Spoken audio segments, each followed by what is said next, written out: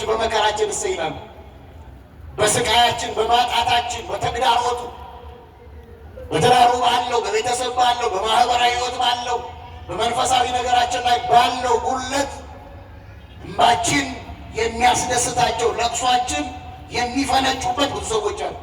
እግዚአብሔር ግን በሐዘናችን ልቡ የሚነካ የሚራራልን አምላክ፣ የሚያዝንልን የማይጨክንብን አምላክ ነው። ስሙ የተመሰገነ ይሁን። አሜን።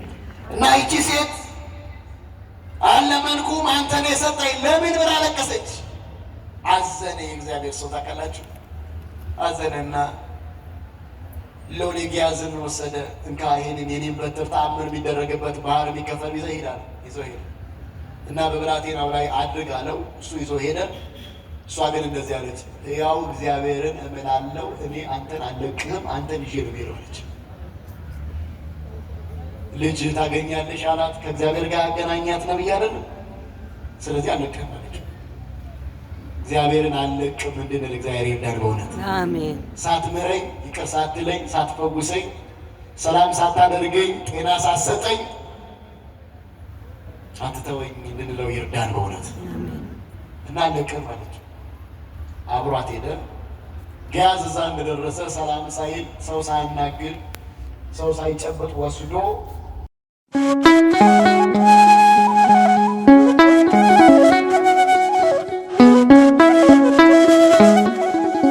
የሚስተካከልበት መንገዱ ይሄ ነው። ጤናችን የሚስተካከልበት መንገዱ ይሄ ነው። ትዳራችን የሚስተካከልበት መንገድ ይሄ ነው። ከእግዚአብሔር ጋር ያለን ግንኙነት የሚስተካከልበት መንገድ ይሄ ነው እንጂ አሁንማ ዘንድሮማ እንዲህ ሆነን ወደፊትማ እንሆናለን እያን የምናማርርበት አምላክ የለንም።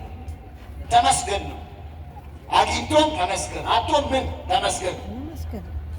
ኢዮብ ባለጸጋ ነው። ምድር ላይ ያለ ባለጸጋ በጣም ሀብት የተነገረለት ሀብት ይወሰድበታል። እግዚአብሔርን ስደብ ይባላል። ግን እሱ አይሳደብም። እግዚአብሔር ይመስገን ነው የሚለው።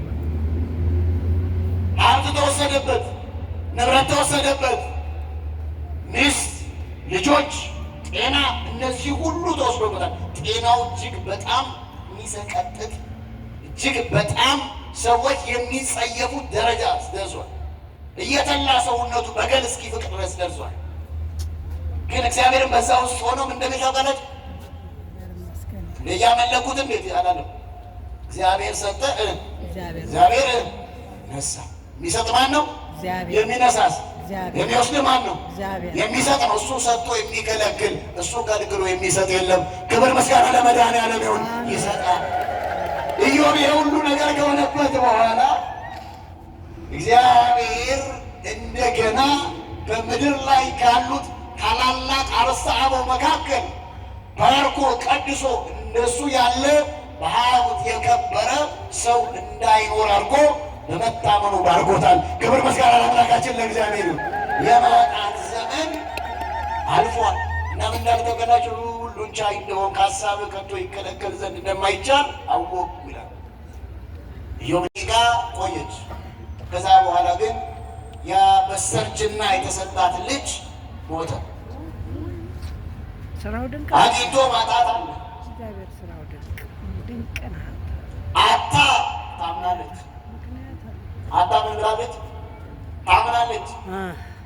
ሊሰጣጣበት በነበረበት ወራት ለማታምናለች ለእግዚአብሔር እኔ ሁሉ ሱባኤ ያስቆጥር ይሄ ሁሉ ምጽዋት መጾቼ ይሄ ሁሉ ቅዳሴ አስቀድሼ እንዴት እግዚአብሔር አልመለሰም አይሰማኝም የሚሉ አሉ የሉ? አትልም። እሷ ግን ሳይሰጣትም ዝም ብላለች። ሰጥቷት ደግሞ ምን ትል ይሆን? አታ ደግሞ ምን ትል ይሆን? ያን ያገኘችውን ደስታዋን አጣጥማ ሳትጨርስ የሰደቧት ሰዎች የማትወልድ ያሏት ሴት እንደ በኩር የቆጠሯት ጸያፍ ስድብ የሚሰድቧት ነቀፌታ ሲያበዙባት የነበሩ ሰዎች ነቀፌታ አስወጥ የሙላልን መድኃኔዓለም ያውቃል አያውቅም? ያውቃል። ከወገን የሸሸግነው ከባል የተሸሸገ ከሚስት የተሸሸገ ከልጆች የተሸሸገ ከወዳጅ የተሸሸገ ከብዙ ነገሮች የተሸሸገ ጉዳይ የከበደ ጉዳይ ብናገረው ወድቅበታለሁ ያልነውን ጉዳይ እንኳን መድኃኒዓለም ያውቃል አያውቅም? ያውቃል። እንዳንራቆት በደላችንን እንዳንራቆት ኃጢአታችንን በጸጋው መጎናጸፊያ የሸፈነልን የተራቆተልን መድኃኒዓለም ክብር ምስጋና ይገባው። እውነት ሊመሰገን ይገባዋል። እሱ ይሸፍናል። ምን ያደርጋል አልኳችሁ? ይሸፍናል። ያየብንን አያሳይም። ሰው ያየብንን ያሳያል። እንዲህ እኮ መሰለ ይላል ሰው። ጥሩ ነገራችን ከተነሳ በተለይ መጎጃ ጥሩ ነገር ከተነሳ በዛ ነጥብ እንከን የሚነሳበት ብዙ አጋጣሚ ይኖራል እና ብዙ የጎደለንን ያነሰንን ያቃተንን አቅም ያጣንበትን የደገምንበትን ነገር ሰው ነቅሶ አውጥቶ በዛ ይተቸናል። በዛማ ይተቸን መድኃኒዓለም ብቻ ነው። ክብር ምስጋና ለመድኃኒዓለም ይሁን። አይተቸን በውድቀታችን፣ በድካማችን፣ በእንባችን፣ በችግራችን፣ በጭንቃችን የሚራራ አምላክ ነው መድኃኒዓለም።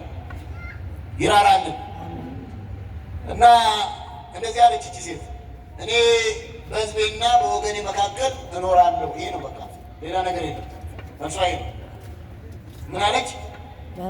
እኔ በሕዝቤና በወገኔ መካከል እኖራለሁ። ይሄ ነው መልስ፣ ሌላ ነገር የለውም፣ ዝርዝር የለውም። ምን እያለች መሰላችሁ? ንጉሥ ፊት የሚቀርብ ኬዝ የለኝም። የሰራዊት አለቃ ጋር የምታቀርብልኝ ጉዳይ የለም። ይሄ እኔ ጋር ያለው ችግር እነሱ የሚፈቱት አይደለም። ይሄን የሚፈታው ማን ብቻ ነው? እግዚአብሔር ብቻ።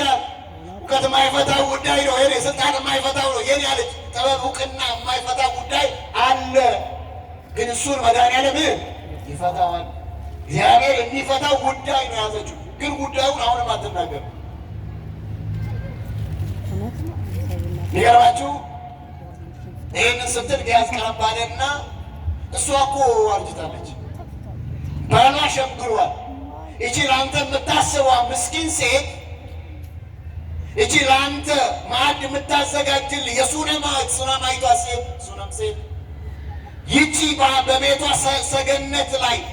ሰገነት ላይ ማደሪያ ያዘጋጀችልህ ይቺ ታላቅ ሴት ልጅ የላትም አለው። ያዝ ምን የላትም? ልጅ የላትም። እናንተ የበጎ ነገር ሰጥቶ በጎ ስራ እየሰራ ግን ትዳር ላይኖረን ይችላል፣ ልጅ ላይኖረን ይችላል፣ ጤና ላይኖረን ይችላል።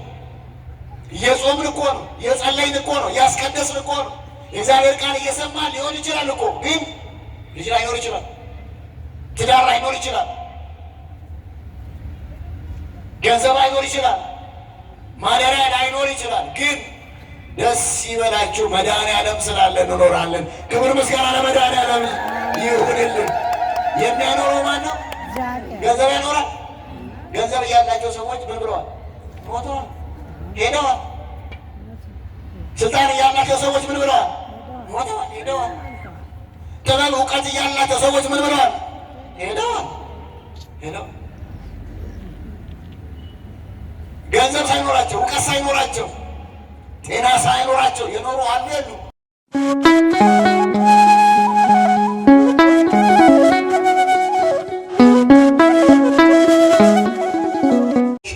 ቆየች። ከዛ በኋላ ግን ያ በሰርጅና የተሰጣት ልጅ ሞተ። ስራው ድንቅ አግኝቶ ማጣት አለ። እግዚአብሔር ስራው ድንቅ ነው። አታ ታምናለች።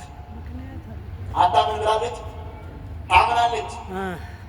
ልጅ ሰታጣበት በነበረበት ወራት ለማታምናለች ለእግዚአብሔር እኔ ሁሉ ሱባኤ ያስቆጥሬ ይሄ ሁሉ ምጽዋት መጽውቼ ይሄ ሁሉ ቅዳሴ አስቀድሼ እንዴት እግዚአብሔር አልመለሰም አይሰማኝም የሚሉ አሉ የሉ? አትልም። እሷ ግን ሳይሰጣትም ዝም ብላለች። ሰጥቷት ደግሞ ምን ትል ይሆን? አታ ደግሞ ምን ትል ይሆን?